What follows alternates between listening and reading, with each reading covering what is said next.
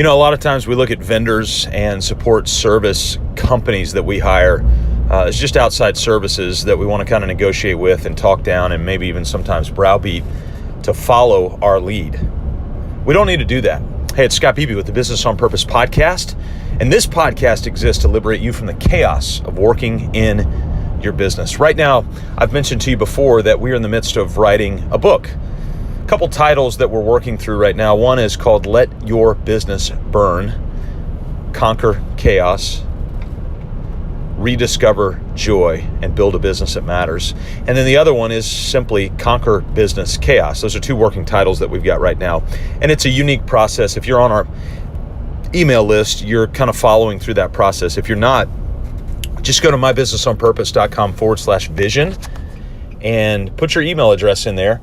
Not only will you get a killer template and tutorial that you can start building out your vision, that's the most important thing, but it also puts you on our email list so that you can we usually only send about once every other week.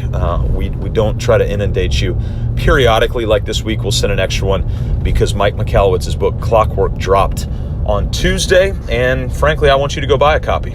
I don't get anything for it, other than the joy of knowing that I'm providing you with a resource that is going to be rocket fuel to what you're building as you listen to this podcast. And so it's a great companion to the 4 steps to business freedom that we talk about with your vision and mission, values, systems, processes, etc. So, all right, let's talk about how you work with a service and make them a part of your team. So our book's getting edited. That's why I bring up the book. And we have hired a service, Harshman Editing Services. Jennifer Harshman's proprietor of it. And Jennifer is editing our book. So I called Jennifer and I said, hey, Jennifer, when we work with vendors like you, we like to have them as a part of our team.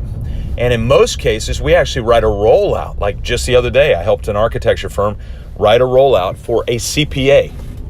And so they're going to share that with their CPA and the one they've been working with and say, hey, that this is just wanted to kind of get this out on paper, what our relationship, what we want that to look like so that it's got real good clarity in there. And you're like, well, Scott, it's just a CPA. I know it's a key member of your team.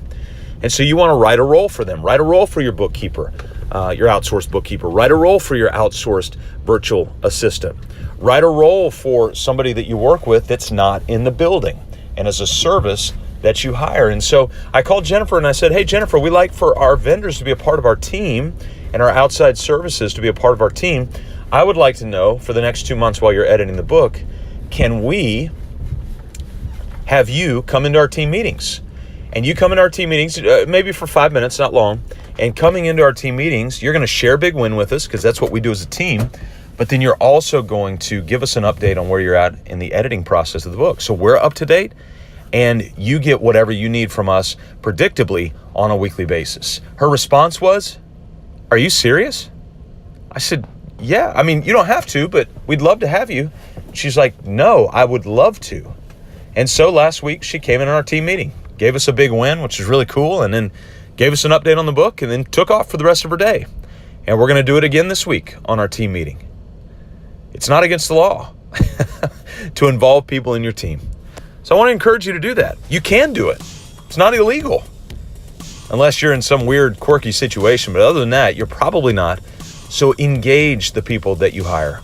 Work with the people that you hire that are not W-2s, not 1099s. They're services. Bring them in as a part of your team. mybusinessonpurpose.com/vision. See you next time right here on the Business on Purpose podcast.